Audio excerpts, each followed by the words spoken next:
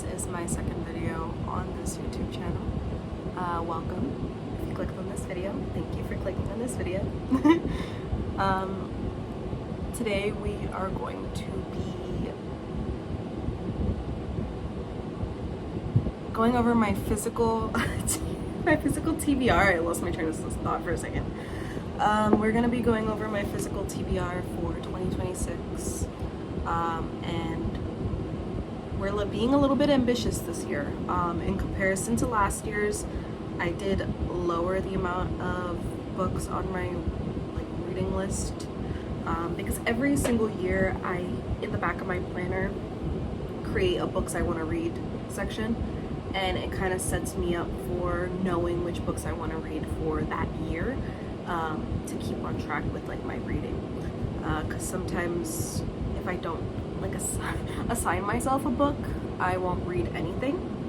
Assigning myself books at the beginning of the year, kind of like a school reading log or a school summer reading list, it kind of helps me keep on track with what books I should read. Anyways, that's just me. Let's get started on what I want to read. I guess we'll start with the ones I'm currently reading, because I have started reading for this year already. It's around 14 days into the year, so yeah. These are just some books that I want to finish off for this year because I started them last year. So, first one we have is The Ballad of Songbirds and Snakes. I am around 63 pages into this book. I just started it in the beginning, towards the last days of December. I've been reading it kind of slow. I mostly just read on the train home, and then sometimes at night. I'm trying to obviously make it a goal in the new year to read more, less time on my phone, so reading more at night, with a nice cup of tea, a good book. So far so good. And I also have, I don't have the physical copy, but Sunrise on the Reaping is also on my list. So that's two books. This one and Sunrise on the Reaping. So far we're at two books. Obviously I have to read Sunrise on the Reaping. The movie's coming out, but I never read The Ballad of Songbirds and Snakes, so I'm reading it now. So that's the first one on that list. The second book I need to finish off for this year is Pride and Prejudice by Jane Austen. I am loving this book. I kind of don't want it to end. As you can see, I've tabbed it, I've annotated it, it's been thoroughly enjoyed. I have this much left to go, so that's $2.99, a little less than 100 pages. Almost done with this book. I kind of slowed down for a little bit because I didn't want to finish it. Oh, it's so good. I'm loving this book. But yeah, we have to finish it off for this year, so that's gonna be on the list. So 3 books. Let's go. The next book I need to finish off, I also started last year. Hear me out. Sometimes I'll be reading a book and I would just need a change of pace. So I'll pick up another book and I'll start reading that, just because I also like to read depending on how I'm feeling. If I'm not feeling like reading a certain book for that day, I'll pick up something else and just read. It helps me to read more often instead of forcing myself to read something that I'm just not in the mood for. But sometimes it does go a little bit overboard because I will kind of forget about the previous book I was reading. I know, yeah, that's really bad. Anyways, the next book that I need to finish off is Dracula by Bram Stoker. I got a good way into, I actually didn't get that far. I got 85 pages into Dracula. Also, right? I got this bookmark from Lit Nerd. It's like a bookmark store. It is a little flimsy. It's a little bit cheap. But it's so fucking cute. It's the Phantom of the Opera. It's the Phantom of the Opera. And if you watched my last video, I adore the Phantom of the Opera.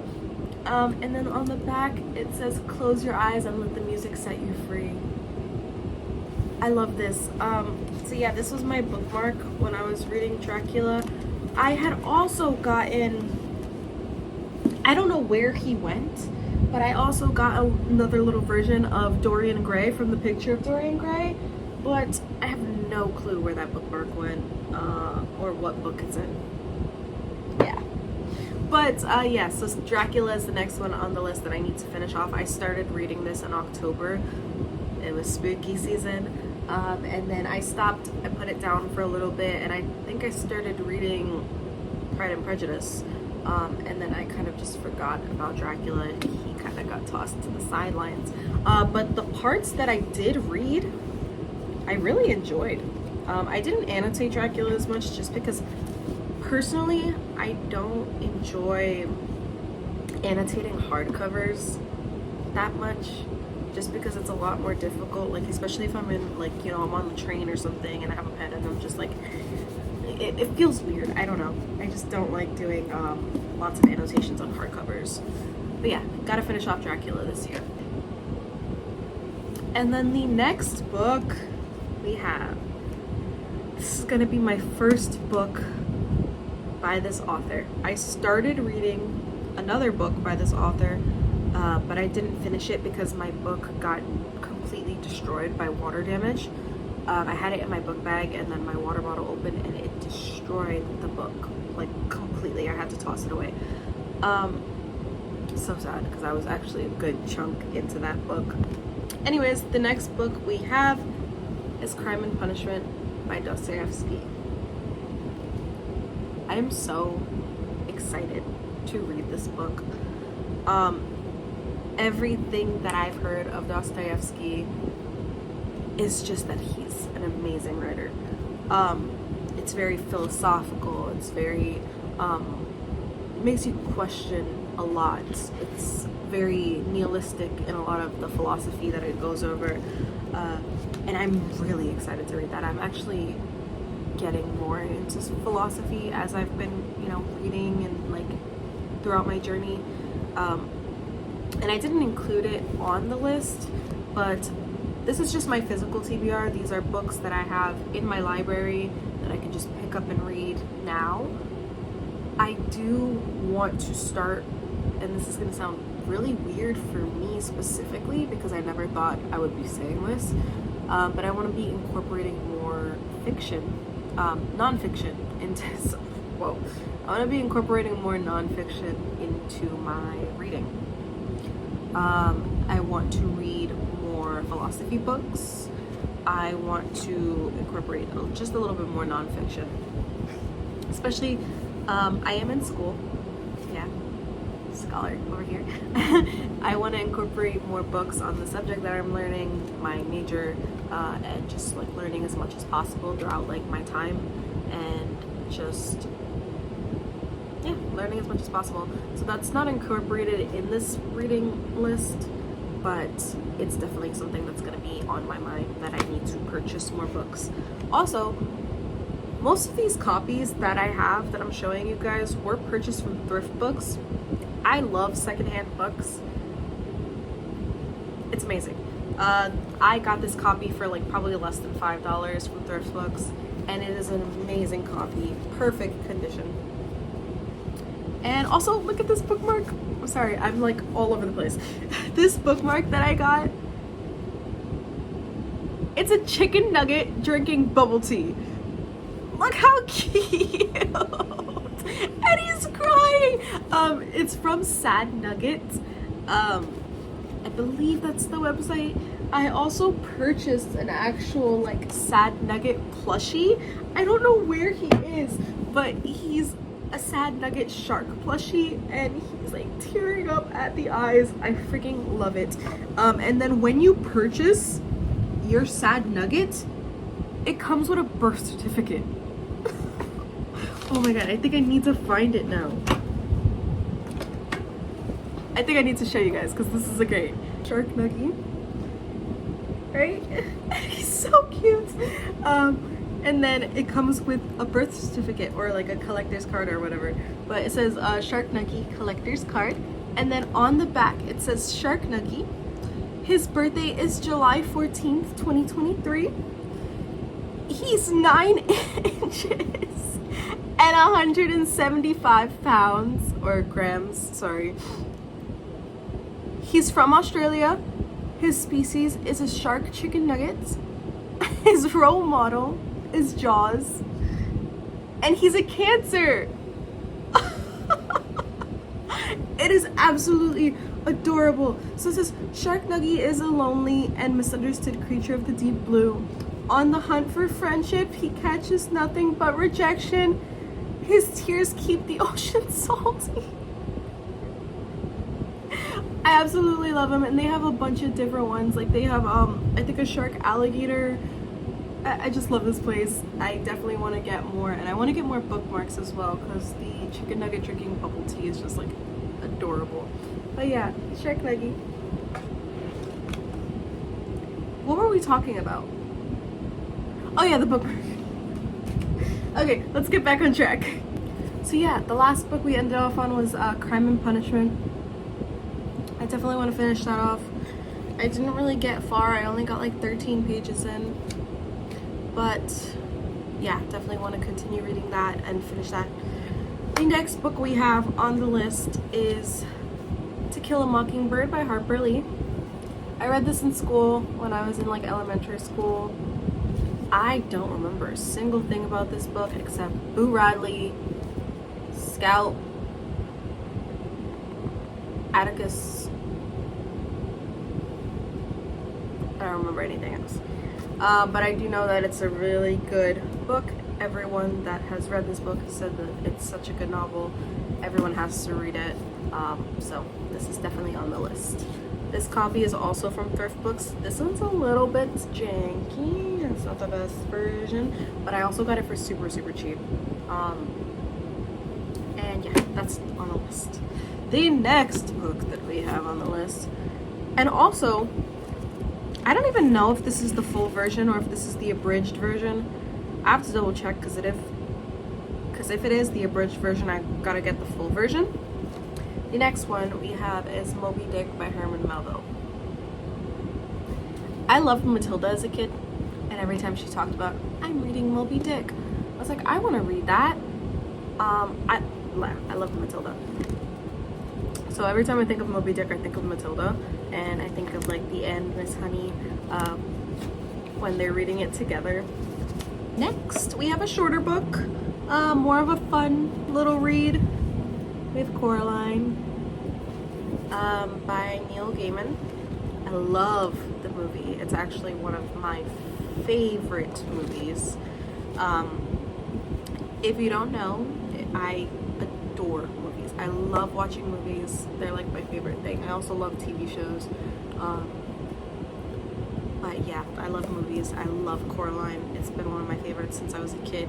I even had one of those like bootleg copies in 3D copies. And it wasn't really the best copy, but I would still watch it because I absolutely love Coraline. But yeah, that's the next one on my list. Next, we have Desperate Characters by Paula Fox. I was kind of influenced by watching You on Netflix to pick this up because it's one of the books that Beck recommends to Joe in the beginning of the show, oh my god. And I definitely want to read it. I actually, and this is going to sound messed up, I know it's a very classic, it's a very popular classic. I actually read The Count of Monte Cristo, I think, as a recommendation from you as well. Joe brings it up and he's talking about it. I think he's talking about it to Paco, if I'm not mistaken. But I was like, I want to read it. Top tier book. Amazing book. I'm hoping that this one is as good. And this is a very known classic. The Catcher in the Rye by J.D. Salinger. I've heard conflicted reviews about this book, but I like a little bit of the moral, complex characters. I like a little bit more of the angsty characters. I like a little bit more darkness. Like, there's no such thing as a perfect character in my opinion, because there's no such thing as a perfect person. So I'm really looking forward to reading this. I know that it's set about a teenager, if I'm not mistaken. So yeah, let's see how this goes. I really hope it's good. I hope it lives up to the hype, and I'm really excited about it. The next book on the list is The Night Circus by Erin Morgenstern. I had to read the name because I don't know. I was like, I don't know how to pronounce it. I've heard really, really, really good reviews about The Night Circus. I've heard that it's definitely a favorite amongst a lot of people. So let's see, what does it say on the back? The circus arrives without warning. No announcements preceded. It is simply there. When yesterday it was not. Within the black and white striped canvas tent is an utterly unique experience full of breathtaking amazements. It is called Le Cirque des Rêves. I don't think I pronounced that right, and it is only open at night. But behind the scenes, a fierce. You would think I don't read. I'm sorry. But behind the scenes, a fierce competition is underway, a duel between two young magicians, Celia and Marco, who have been trained since childhood, expressly for this purpose by their mercurial instructors. I swear, I promise I read, guys. Unbeknownst to them both, this is a game in which only one can be left standing. Amidst the high stakes, Celia and Marco soon tumble headfirst into love, setting off a domino effect of dangerous consequences and leaving the lives of everyone from the performers to the patrons hanging in the balance. I'm so excited to read this book. I haven't read something that's like whimsical and fun and magical in a little bit of time. Like, I'm really excited to read this, and I have really high expectations. So yeah, that is the last book on the list. That makes 11.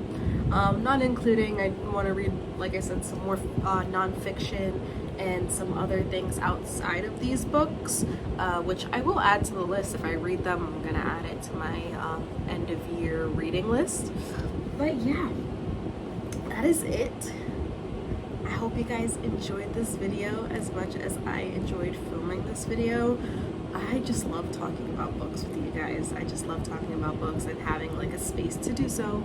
It feels really nice. But yeah, I hope you guys enjoyed this video, and I will see you in the next